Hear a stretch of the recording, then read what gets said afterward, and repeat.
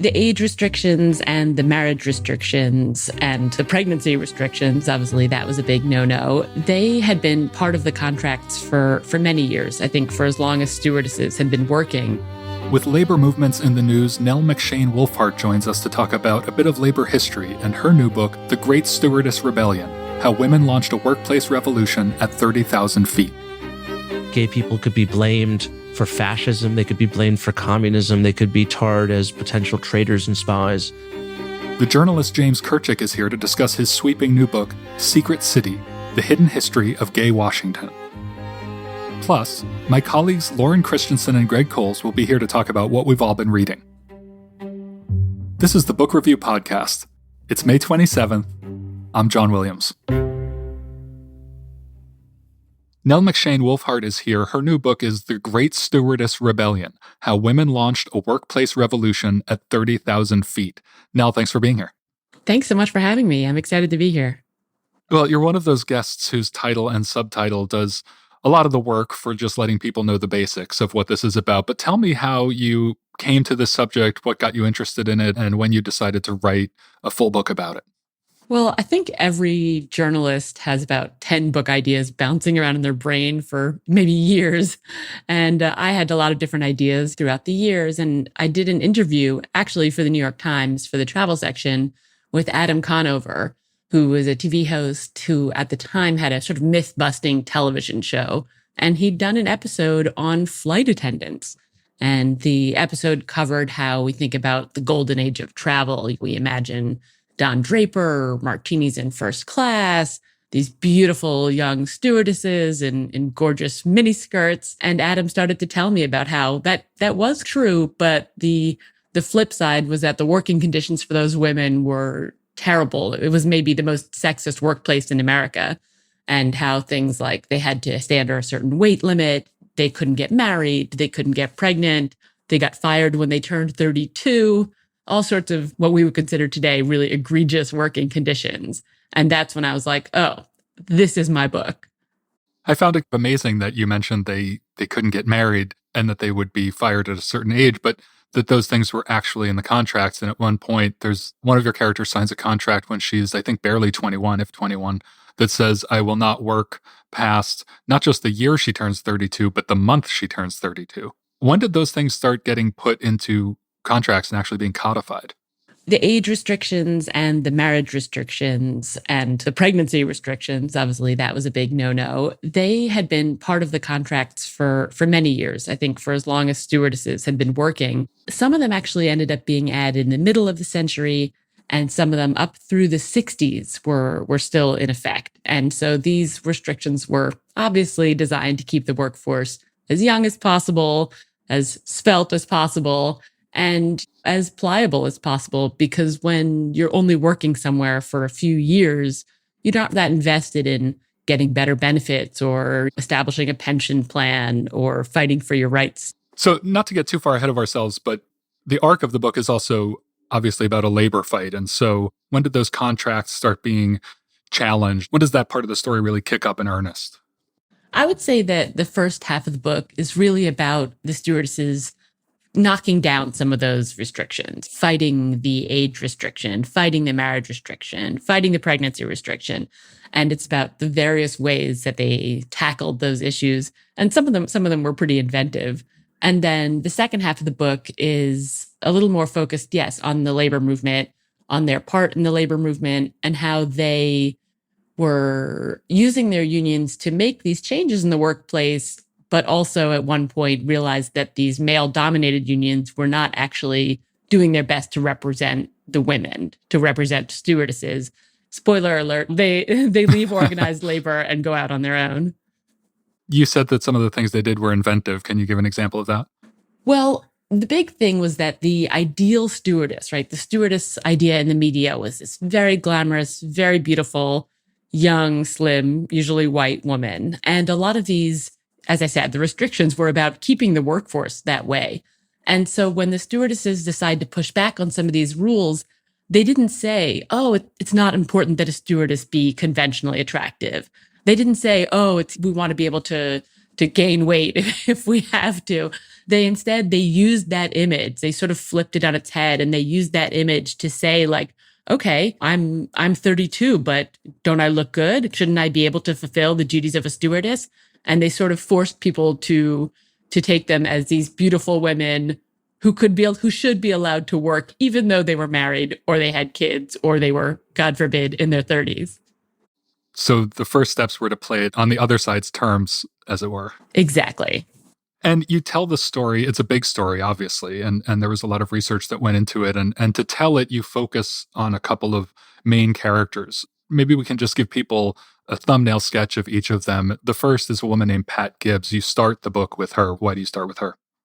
Pat Gibbs is just one of the most fascinating people I have ever met. She's just a really unusual person. And it turned out that her story, becoming an American Airlines stewardess at the age of 19, and her biggest ambition in life was to become maybe a manager or a stewardess supervisor at American Airlines.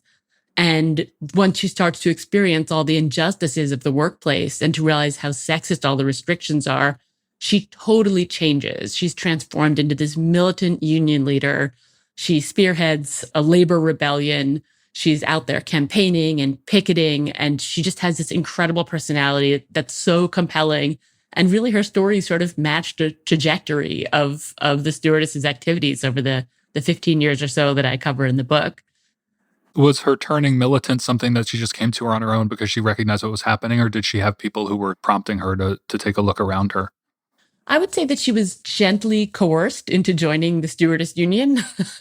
She didn't come from a union family. She imagined that all union members were like crowbar wielding thugs. This very funny moment where she meets Jimmy Hoffa and walks away in a huff because she thinks of that image that you're describing. Oh, she has a full-on like screaming match with him.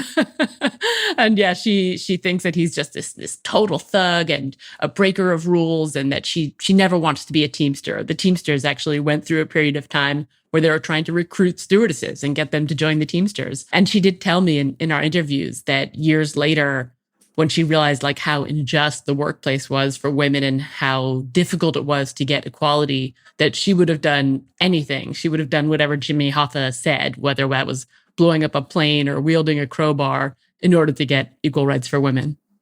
And at some point, Pat doesn't go away, but the book also transitions to a character named Tommy Hutto, a real life woman named Tommy Hutto, a Texan. When and how does the book introduce her? Tommy is Pat's counterpart in a lot of ways. She became a stewardess in 1970, also worked for American Airlines, and like many stewardesses, thought she would do it for a few years and then go on to do something else. But she ended up flying for 40 years. She became the president of their stewardess union. And her story in the 70s is mirrored in the women's movement. She lived in New York, and she was out there marching for women's rights and wearing bell bottoms and protesting sexism. But then when she went to work, she would have to put on a girdle and the stewardess uniform and do her hair in a specific way and wear 3-inch heels and go work in the airplane cabin where passengers were like grabbing her ass. So her trajectory towards liberation for women was heavily influenced by Gloria Steinem and by second wave feminism. And she and Pat have a kind of a face-off toward the end of the book, but really they're both working for the same thing. I mentioned how much research had to go into this book, and a lot of that primary research in terms of talking to these women, and a third woman in the book named Sonia Pressman, who's a lawyer. What were your relationships like with the three of them while you were researching, and just how much of a role did they play in shaping the book and providing the material for it? Oh, this was just such a pleasure for me to get to spend time with these women. Like, they are in their late 70s through early 90s at this point, the three of them. And I sort of did a tour where I flew to Florida and I rented the the only rental car they would give me, the smallest one, which was a gigantic truck. That was the smallest rental car available in Florida. And I kind of went on a tour visiting them. And I just had this experience of talking to these women, getting their stories, days of just chatting and coffee and breakfast and getting these stories from them. And it was just such a joy and also surprisingly funny. I mean, they're all incredibly energetic and amusing and have a good sense of humor, which, you know, if you spend your life fighting for women's rights and seeing, you know, the ups and downs of what's gone on in this country, you really do have to retain a sense of humor. And they must have obviously given you a lot of firsthand material, which is terrific. But then it is a capacious story. It's not just their, personal stories. It's a much bigger social story. What was the research like beyond talking to them? And was there anything you discovered while doing it that really surprised you or sent the book in a direction you weren't expecting for part of it? Well, I love doing research, so I definitely ended up spending many months at a time curled up with, papers and articles and books. And that also was the hard part, was to keep some of that research out of the book. I think my first draft was way too loaded with detail and maybe got a little boring. I changed that significantly. I think the things I was most surprised by, first of all, the fact that stewardesses played this big role in the labor movement. I'm interested in labor, and it was something I hadn't heard of before. It was totally unusual. And I would say that the second thing was the incredibly sexist and also amusing uniforms and airline ads that were happening in the 60s and 70s. The way the airlines would put the stewardesses front and center as sex objects in order to sell tickets, and the outfits they would put them into on the plane were just astonishing. Yeah, it wasn't subtle. It was not subtle. I think TWA had dresses made out of paper at one point. There were hot pants and go-go boots. That was a Southwest uniform for a while. I think maybe my favorite was the uniform that American Airlines had, which was a tartan skirt, a tartan vest, and a raccoon skin hat. It was sort of like a frontier Western style uniform. Anyone who has flown recently and hears that description knows that things have changed, not just the hats. But what is the state of things now? You talked about in the book about a battle over weight as recently as the 1990s. How did that fight play out? And despite the strides that have been made, is this still a fairly contentious place of employment, or are things mostly happy now?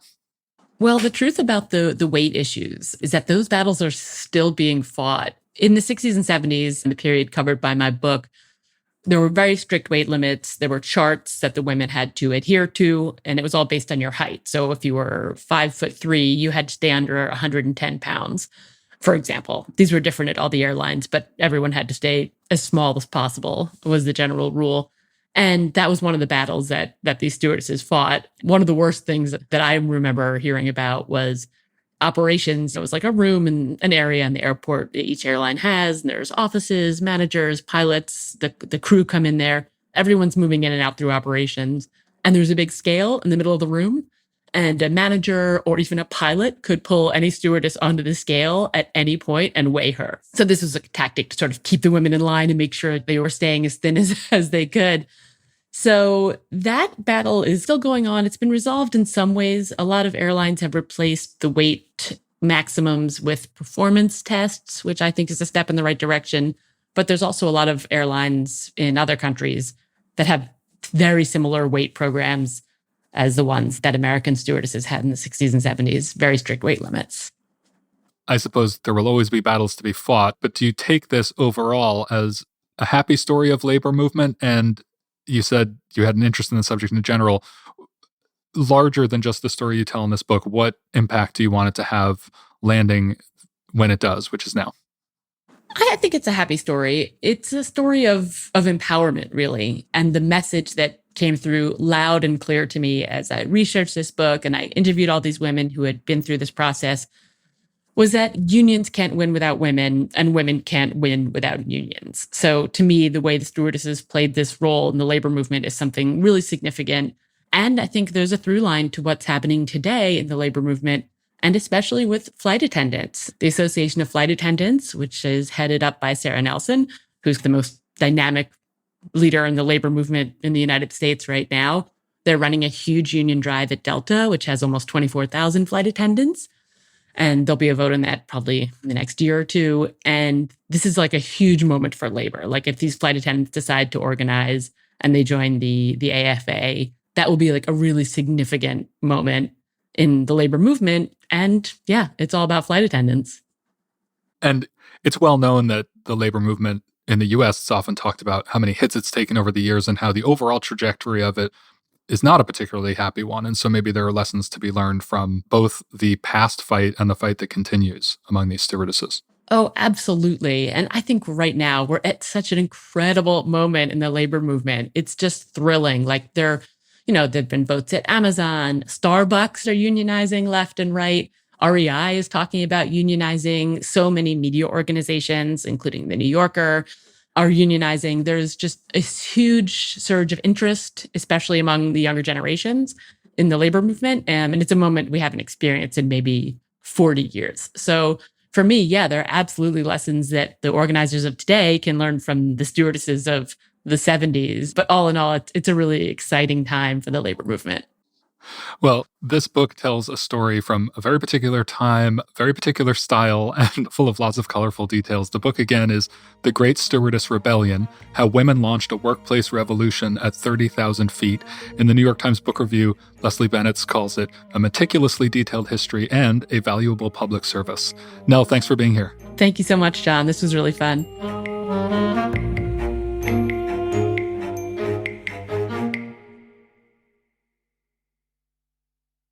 James Kirchick is here. His new book is Secret City, The Hidden History of Gay Washington. James, thanks for being here to talk about it. Thank you for having me. You are a journalist and the author of a previous book called The End of Europe. What brought you to this subject for your second book? Well, I've always been interested in the Cold War as an intellectual pursuit academically, and I'm gay. And this book is sort of the merging of those two interests. I think the seeds of it were subconsciously planted when I was a junior at Yale University. I took a seminar called The Art of Biography with Professor John Gaddis, who is the dean of Cold War studies. He also is the biographer of George Kennan, the great Cold War strategist. And we would read a biography every week. And then at the end of the class, we had to write our own biography of someone whose papers were held at Yale. And Larry Kramer, the late gay activist, AIDS activist, and playwright, he had just donated his papers to Yale. And so I chose him and I started rummaging through his papers. I got to know him, interviewing him in New York. And then I graduated from Yale, moved down to Washington to work at the New Republic magazine. And I kept in touch with Larry. And he had such a amazing interest in gay history and in the role of gay people in history, the role of homosexuality or the fear of homosexuality in history. And I think those conversations that I had with him, he was so insistent about it. He really believed, and I think he was right, that gay people had been erased from history, that they hadn't been included in mainstream history texts, that their role had been ignored.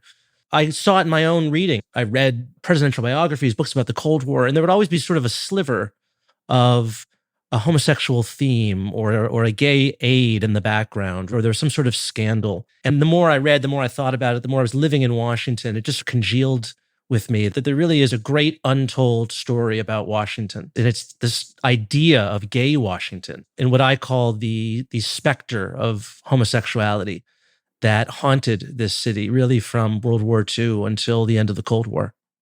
So in some ways, it's an alternate history. In some ways, it's a history that's meant to synthesize, like you said, things that have been only hinted at in other histories. What are the parameters of the book to start big? What did you hope to convey in terms of the overall scope of the book?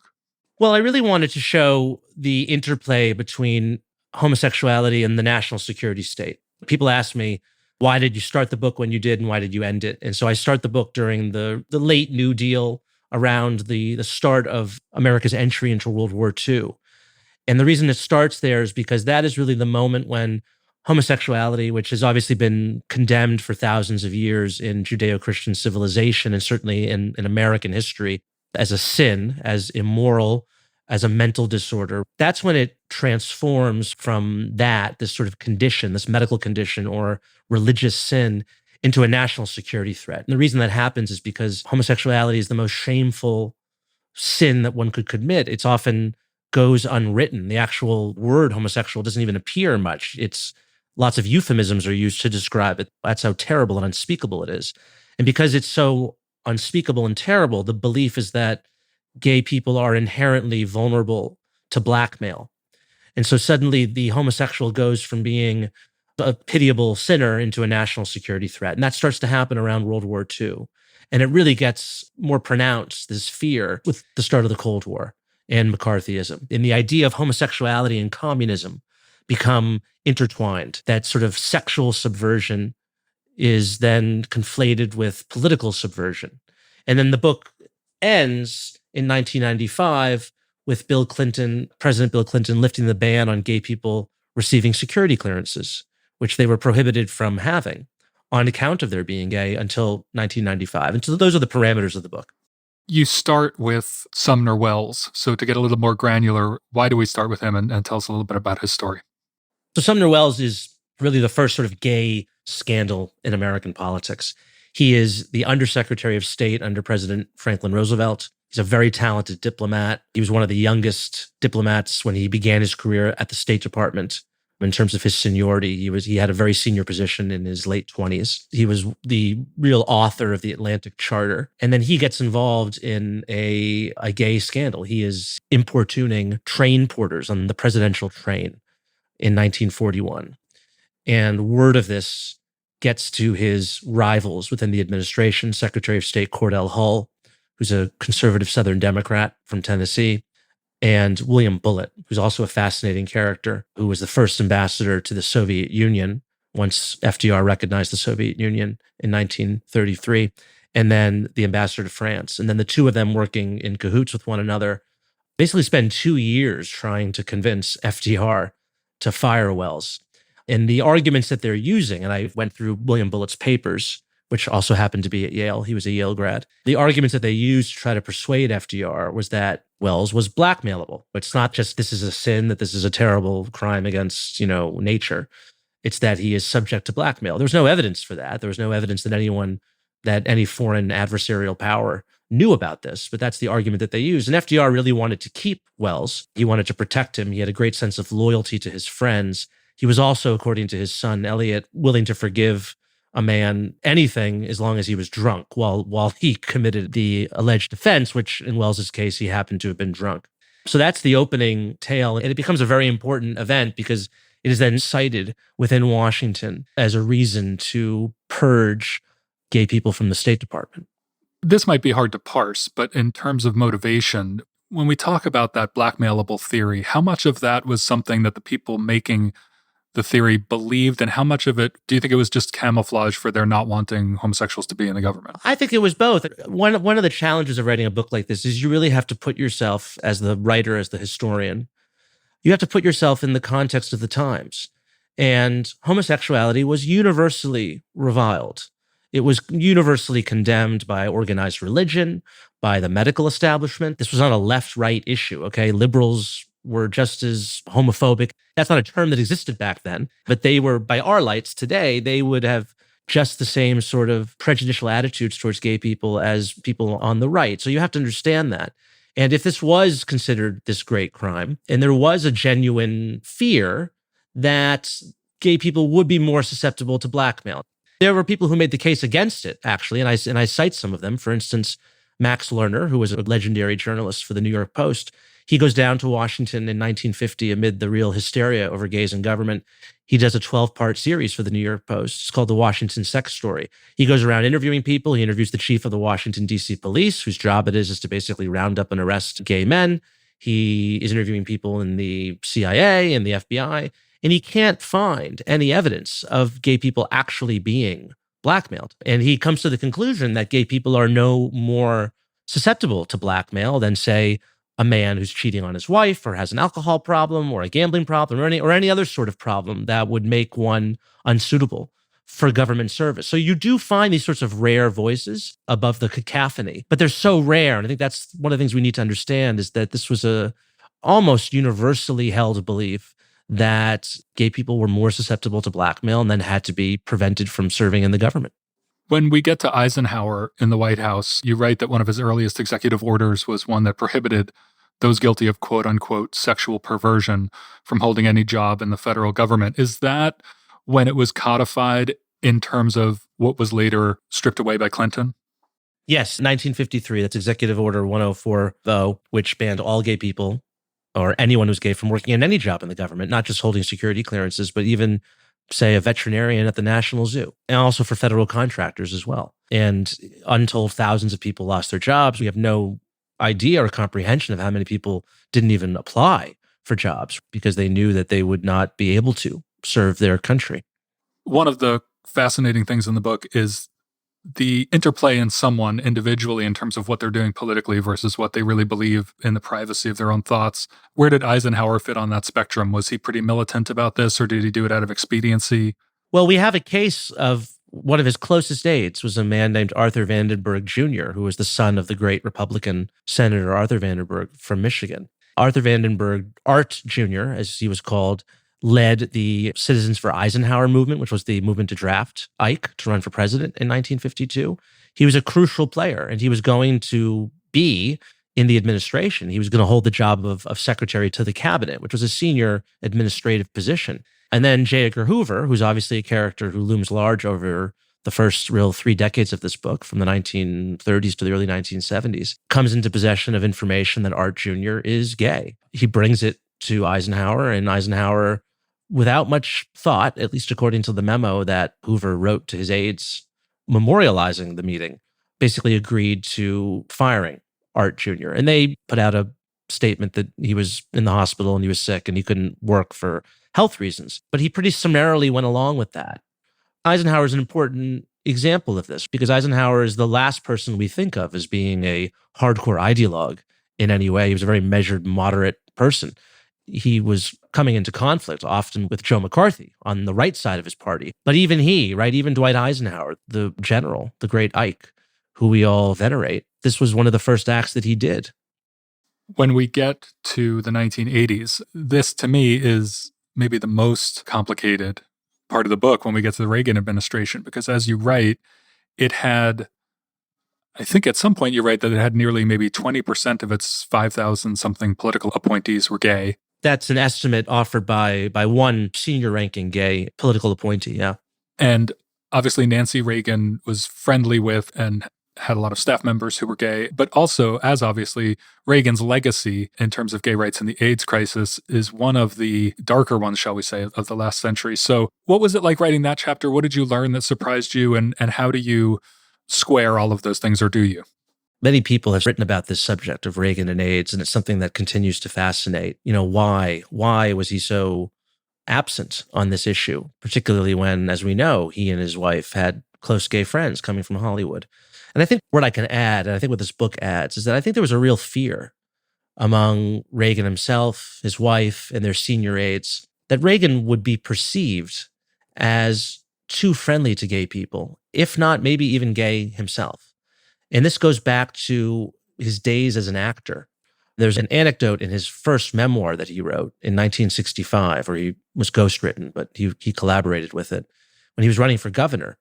And he recounts a film that he was in, Dark Victory, with Bette Davis, where he's basically playing her gay best friend. And the director was a man named Edmund Goulding, who was a bisexual British director.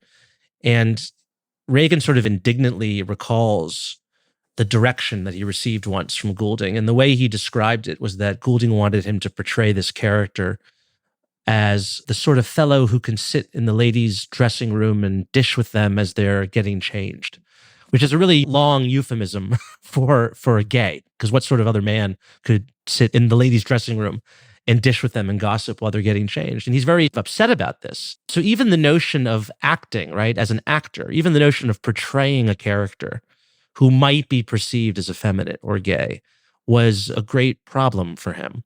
And then in 1967, his first year as governor, his administration is rocked by a gay scandal. He fires 2 aides based upon allegations that are brought to him by other aides that they were involved in a homosexual ring. And this becomes a big scandal. It makes the front page of the New York Times and many other newspapers across the country. And then there are, of course, the friends that Nancy had. There's actually an entire page in the photo insert that I've titled All the First Ladies Met. And it's just photos of Nancy and her various courtiers and pals and hairdressers and whatnot. And then, of course, their close relationship with Rock Hudson. And so I think that there was this kind of aura of homosexuality that surrounded Ronald Reagan.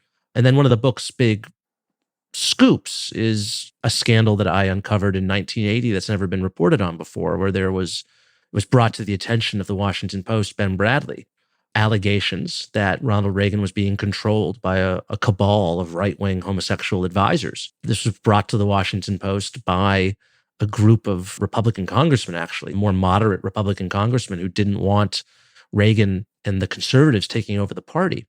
And so there's these incidents, there's these themes, there's these connections and relationships that I think surrounded the Reagans. And I think it just made them, as a couple, It made them very hesitant, I think. And so when, hesitant to be seen as perhaps too close to anything gay.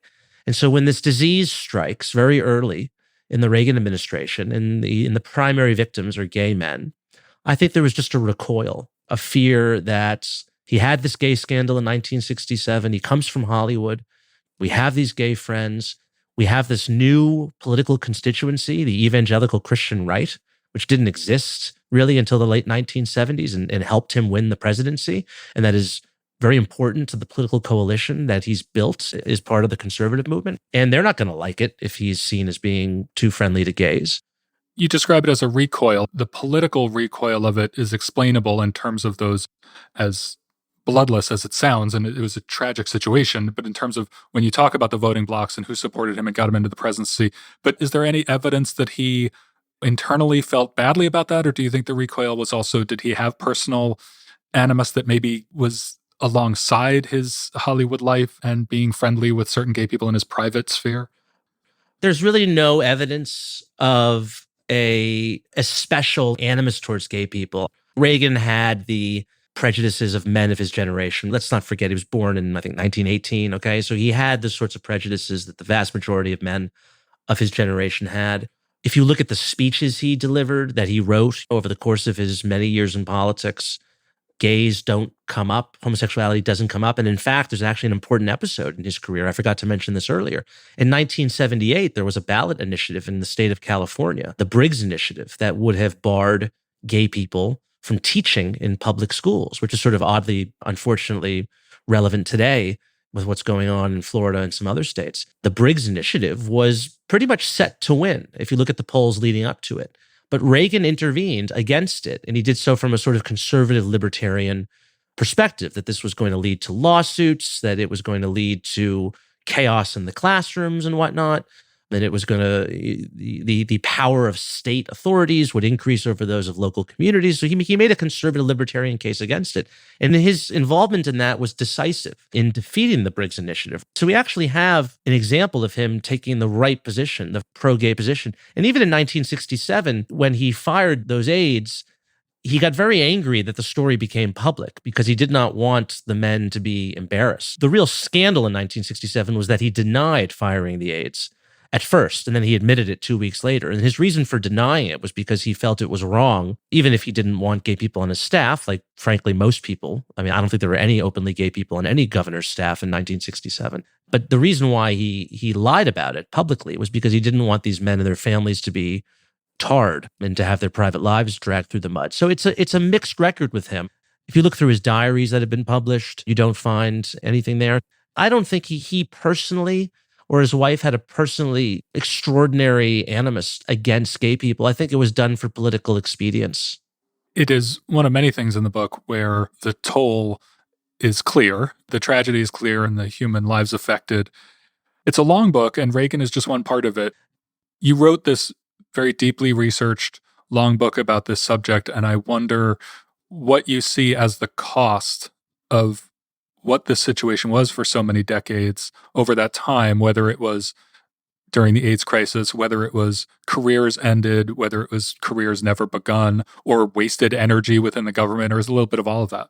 It's all those things, and it's incalculable. I mean, I can give you specific examples. We can look at Sumner Welles, who we talked about earlier, was one of the few high-ranking officials in the FDR administration who was even remotely sympathetic to the plight of European Jews in terms of allowing somewhat more above the very pitiable small numbers that were ever allowed as refugees into the United States. So, what would have happened if he had not been fired? Would the Roosevelt administration allowed more Jews in? Maybe not, but maybe they would have. We don't know. There are, in terms of the governmental resources that were expended in this, the hundreds of thousands of man hours that went into rooting out, discovering, and firing patriotic civil servants, the deep wells of knowledge that were denied this country based upon fear of gay people. We don't know those numbers. And then there's, of course, the impact that it had on individual gay people. I tell one representative story of a man named Robert Waldron, who was a very close aide to LBJ. His story's never been told before. Not even Robert Caro was aware of this. I had his FBI file declassified. And this was a gay man from Texas who worked on LBJ's staff. as Senate Majority Leader and then as Vice President, was going to move into the White House to work with him after the Kennedy administration, and was lost that opportunity because a federal government investigation discovered that he was gay. There are countless stories like this. I tell several of them, but there are so many more that we'll never know because so much of this history has been secreted away. I have to finish by bringing us up to the present day because of what you mentioned happening in Florida and elsewhere. I know that your book essentially ends with the Clinton era, which I think several years ago might have made a bit more sense feeling-wise, in terms of where the culture was at. Obviously, it feels like we've regressed in the last several years, and at least in certain parts of the country. As someone who's familiar with Washington, how much do you think now it's almost a bicameral situation where in Washington these things are more accepted, but that political expediency still exists outside of there? Or do you think that Washington itself is regressing at all?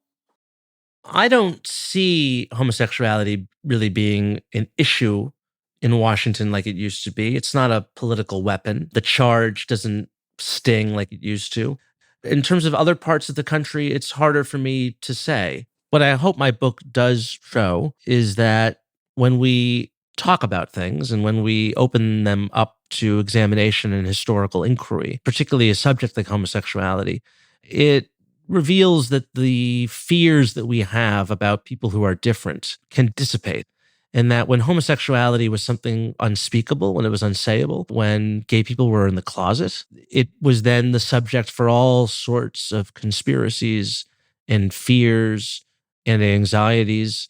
And gay people could be blamed for fascism. They could be blamed for communism. They could be tarred as potential traitors and spies. And then once gay people started coming out of the closet and the issue was openly discussed, those fears became really clear for what they were, which were unfounded. And I think today, I go back to a Gallup poll that came out last year that revealed the number of Americans who are self-identifying as LGBT basically doubled over the past decade. And I think that's been quite perhaps disconcerting for some people. It's been frightening. It's been confusing, perhaps.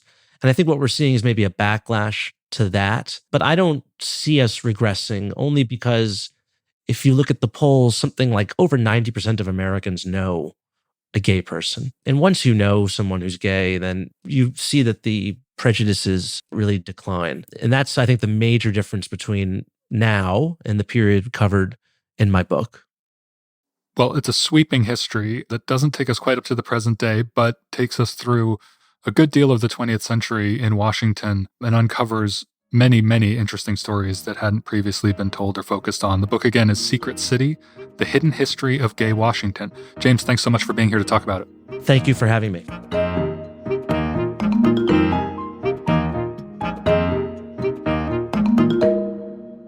I'm joined now by my colleagues, Greg Coles and Lauren Christensen, to talk about what we've been reading. Hello, colleagues. Hey, John. Hi, John. Lauren, let's start with you.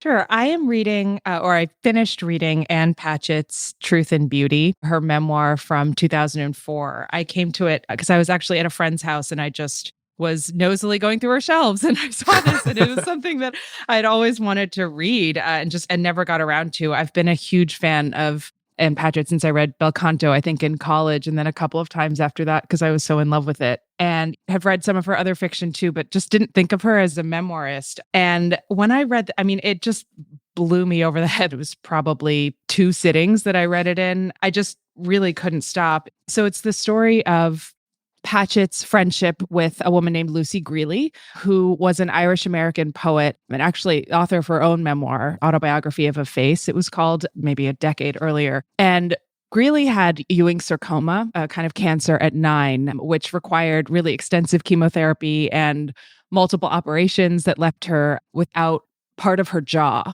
All of this happens before the span of this memoir. Patchett didn't know her at the time. They actually met when Greeley, in college, when Greeley was the most popular girl at Sarah Lawrence. She just had this incredible charisma. And I think Patchett knew who Greeley was, but Greeley didn't know her. And they really only became friends when they both end up at the Iowa Writers' Workshop. So they decide to live together. And from there, the women form this intense bond, to say the least. Patchett watches as Lucy really moves through her adult life with both that charisma and then this intense, intense shame. And she tries to solve this shame by undergoing more and more cosmetic surgeries as an adult, sometimes taking parts of her body and attaching them to her face to create a jawline. It all sounds very harrowing and painful, but I think there's this internal pain that you get the sense that Greeley's really trying to address. And you don't begrudge her that, of course. There's incredible amounts of just bullying that she has to withstand, and even possibly well-meaning strangers will just gawk or gape at her just based on maybe an unusual appearance. So by the time Greeley dies in 2002, she's survived something like 40 surgeries or something like that overall in her lifetime. What makes this memoir so just beautiful, doesn't even begin to describe it, is having survived such a harrowing childhood. Lucy does behave in this world as if, nothing can really stop her. She'll neglect her student loans and so many bills that one day Patchett goes through an entire trash bag of Lucy's mail for her, just sorting through envelope by envelope and tossing things, but then paying whatever debts Lucy's accumulated. And it's this really amazing act of love that Patchett shows for her friend. Really, they're each other's chosen family. And it's just these quiet acts of service, of organization. Patchett describes herself as the aunt who's just doing bit by bit, working, whether it's on her novels or really in her friendship, doing the quieter things to just help her friend in any way she can. And it makes it so lively that Patchett weaves through half of this correspondence, Lucy's half of the incredible letter correspondence that the two wrote each other over the years. And Lucy's voice, she just comes across as this heartsick girl who's so brilliant, but just as lonely as any of us, until eventually that loneliness does kind of morph into something darker. But there are these incredible letters that she writes. There's one, I just want to read a second of it. She writes to Patchett, "Pettest of my pets," they call each other pet. "There is a crisis in leadership. Rumors had been circulating, but I'd staunchly refused to believe them. But now I have had them confirmed by a reliable source, TVAM. Jane Fonda has had ribs removed, a la Cher. Is this true? I can't bring myself to believe it. What ramifications does this have for us? I am so terribly disappointed in her, though I also understand the mania twixt this ribectomy comes. After all, I'm about to have a sizable chunk of my pelvis carved off. Not the same thing, yet the same thing. Spock would understand this logic even if no one else would." And it goes on, and it's so honest and funny and so eloquent. And I could just talk on and on about this book. There's something really heartbreakingly universal about Lucy's conviction that after the next surgery, just as soon as she's quote unquote fixed herself or quote unquote normal, that's when her life will begin. And of course, in the meanwhile, life is passing her by. So it's tragic and really bittersweet, and just this really enviable love and friendship between these two adult women. Had you read Greeley's book, or do you plan to now? I plan to now. I think I need some time because there was just this fog.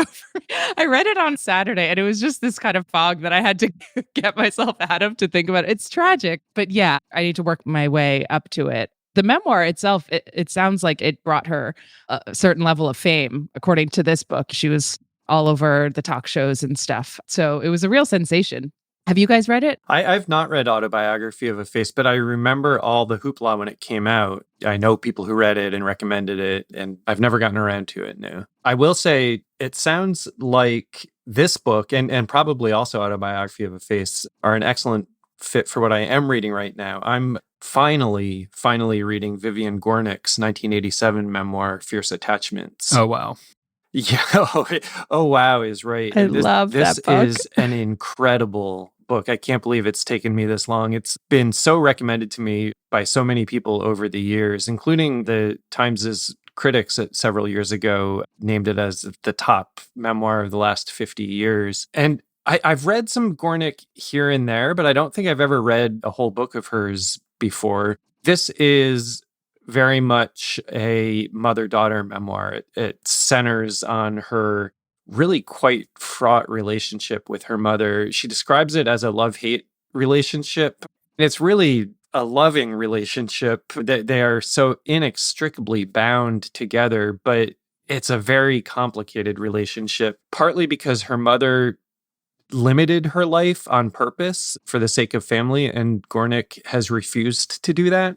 And so there's a lot of intergenerational conflict between the two of them, and they talk it out on these walks across the city. There's kind of a glancing allusion to Alfred Kazin's Walker in the City, his 1950s memoir. And at times, this book feels very much like that. Gornick is growing up in mid-century New York, and it's this magical setting. It feels like a panorama of a vanished New York that's very familiar from my reading of Kazin, and it's like the New York of Saul Bellows, Mr. Samler's Planet. It's very much like ethnic enclaves and recent waves of immigration with the Irish and the Italians, and Gornick and Kazin and Bellow, of course, are the Eastern European Jewish immigrants. So this feels like that city that just doesn't exist anymore, but she summons it so naturally in these scenes that there's a lot of white space. It's a very short memoir. It's like just over 200 pages, and I'm probably about 65 pages into it at this point, so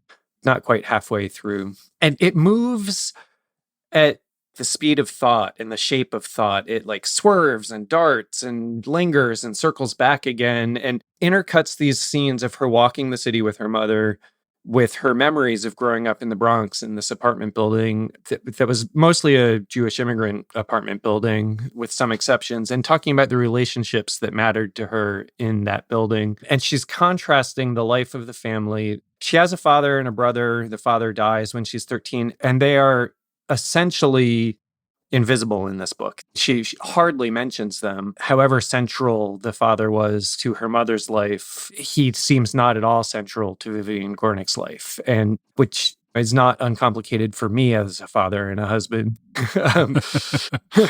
But she's contrasting her mother's compromises and sacrifices with the lives of other women in the building who represent greater freedom and creativity and artistic impulses, but also pure chaos. Her friend Marilyn's mother is this great storyteller, but slovenly, and buys a piano hoping that Marilyn will play. And instead, her mother plays the same opening bars of this one song over and over again. And very centrally, there's the neighbor Nettie, who is widowed early on, who's not even Jewish herself, but is married to a Jewish sailor who dies on a sailing trip after a bar fight. And Nettie makes lace, and she represents this ideal of beauty and the imagination, but she also just lives in pure chaos.